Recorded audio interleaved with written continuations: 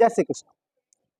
ફરી એક નવી શોર્ટકટ સાથે પૂછાયેલ દાખલો કે એક ત્રિકોણના પાયામાં 33.33% વધારો કરવામાં આવે છે અને તેના ભેદમાં 16.66% ઘટાડો કરવામાં આવે છે, તો આના ક્ષેત્રફળમાં કેટલા ટકાનો ફેરફાર થશે, એટલે કે વધારો થશે કે ઘટાડો?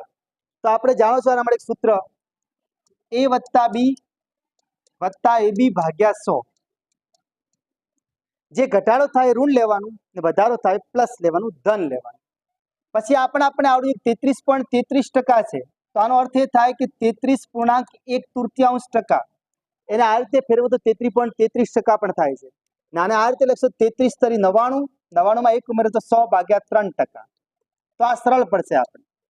હવે 1/3 ની કિંમત 0.33 આવે તો 2/3 હોય તો 0.66 આવે, તો આને લખાશે 16.2/3।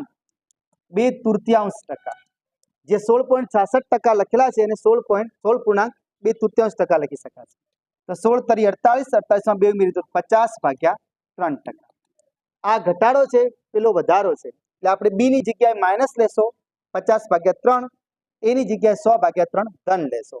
તો હવે આપણે કિંમત મૂકશો 100/3 માઇનસ બી ની જગ્યાએ 50/3।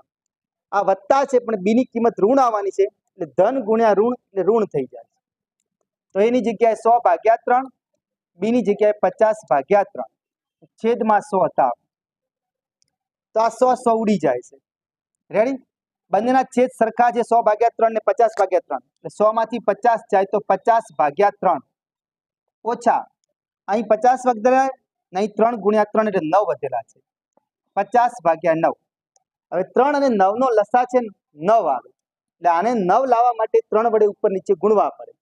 3 વડે આપણે ગુણો તો 50 તરી 150 થાય છે, ઓછા આના છેદમાં તો 9 છે જ, એટલે 50 એમના એમ છેદમાં 9। 150 માંથી 50 જાય તો 100 વધે છે, છેદમાં 9। હવે 9 નો ઘડિયો બોલશો તો અપૂર્ણાંકમાં જાબ લાવવા માટે 11 નવા 99, 11 નવા 99 પણ લાવવાના હતા 100 એટલે 1 વધ્યો। આ જાબ ધન આવે તો આટલા ટકા વધારો કહેવાય, જો આ જાબ ઋણ આવ્યો હોત તો આટલા ટકા ઘટાડો કહેવાય। પણ આપણો જાબ છે ધન છે, એટલે 11.199% વધારો થયો કહેવાય।